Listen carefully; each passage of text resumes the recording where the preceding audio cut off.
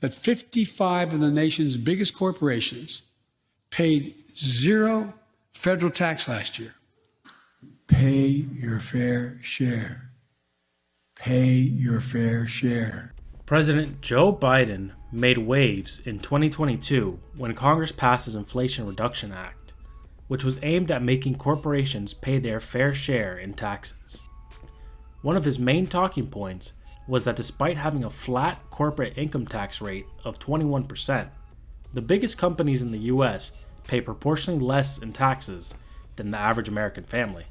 From 2018 to 2021, Amazon generated close to $80 billion in US taxable income, but only paid $4 billion in taxes. This amounts to an average tax rate of 5.1% for those 4 years. Over the same time period, Netflix reported $10.5 billion of taxable income, but only paid $81 million, which amounts to less than 1%.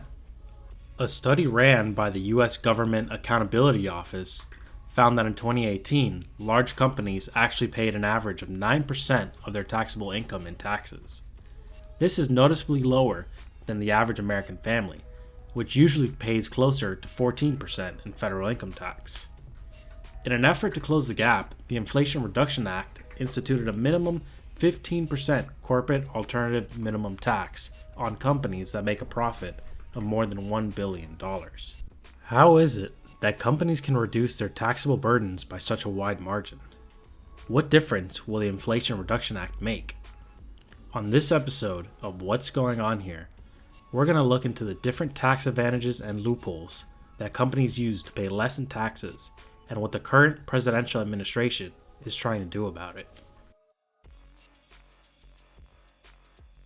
In the United States, individuals are taxed based on a progressive tax system. This means that a person pays a greater tax rate for the higher end of their salary. The result of this is that the more money an individual makes, the higher their overall effective tax rate will be. For example, in 2023, a person making $100,000 will pay $17,400 in federal income tax before deductions. This comes out to an effective tax rate of 17.4%. In the same year, a person making $60,000 will pay about $8,500 in tax, which amounts to a 14.2% effective rate. There are various deductions that individuals can take to reduce their taxable income. Some of the most common deductions are student loan interest, traditional 401k and individual retirement account contributions, and mortgage loan interest. There's also a standard deduction that anyone can take, which as of 2023 is $13,850. Up until 2017, the U.S. also used a progressive tax system for corporate taxes. In 2017, Donald Trump was able to pass the Tax Cuts and Jobs Act, which set a flat 21% tax rate for businesses. Even with this reduced rate, companies still have many options when it comes to reducing their taxable income. Many business expenses, like advertising, business meals, rent, legal expenses, employee salaries, cost of goods sold, and more are deductible. This is why some companies, like Walmart, have hundreds of billions of dollars in revenue, while only having a taxable income in the tens of billions. Corporations can also carry capital losses to reduce their taxable income in a given year. This could lead to having a negative taxable income and can result in receiving a tax refund.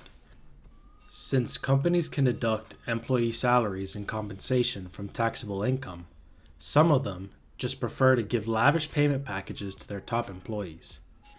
Netflix, for example, paid more to its top 5 employees between 2018 and 2022 than it did in U.S. federal income tax. The Tax Cuts and Jobs Act made an attempt at curbing this deduction by making it so that public companies can only deduct $1 million per qualifying employee. Nonetheless, this only applies to the CEO, CFO, and the next 3 highest paid employees, so companies can just pay the next few employees more to avoid taxes. Huge and influential companies are often given tax credits as an incentive to do business in a given city or state. Amazon famously had a bidding war amongst major US cities when deciding where to place its second headquarters. Cities offered billions in tax breaks and other grants in an effort to entice Amazon. Tucson, Arizona even sent Amazon a 21-foot cactus to gain their favor.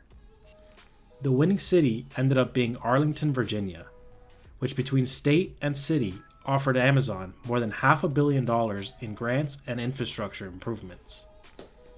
Since 2000, Amazon has been awarded close to $6.7 billion in subsidies from cities, counties, and states.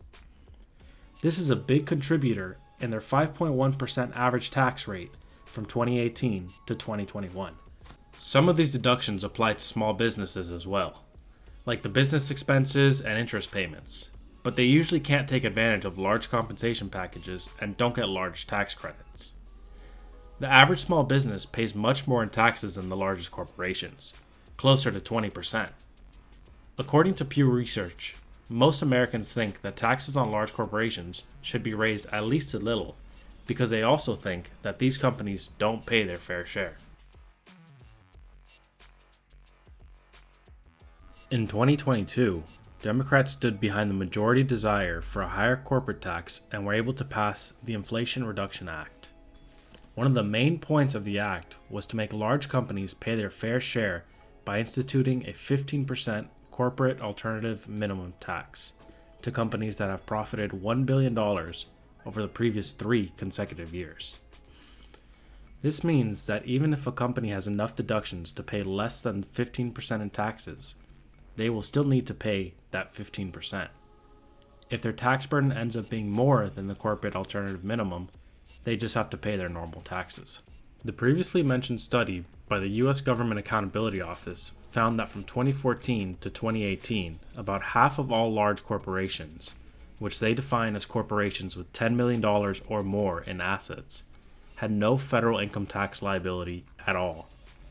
They also found that on average, 25% of profitable large companies had no tax liability. Close to 170 companies in the S&P 500 paid less than 15% in taxes in 2021. The Inflation Reduction Act aims to generate over $300 billion in revenue over the next decade from taxing these companies. In an effort to raise even more money from corporations, President Biden's 2025 budget plan aims to raise the standard corporate tax rate to 28% and the corporate alternative minimum tax rate to 21%. It also wants to increase the number of employees whose salaries qualify for the $1 million deduction limit.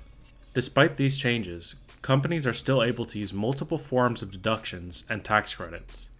They are able to offset up to 80% of taxable income using losses from previous years and can offset up to 75% of the combined regular tax and minimum tax using general business credits. As the Inflation Reduction Act was passed a little over a year ago, we are still waiting to see the long-term implications of its changes. Do you think that corporations will end up paying their fair share, or that this legislation will end up being a net negative for the country? Let us know in the comments down below. And don't forget to like and subscribe for more videos just like this one.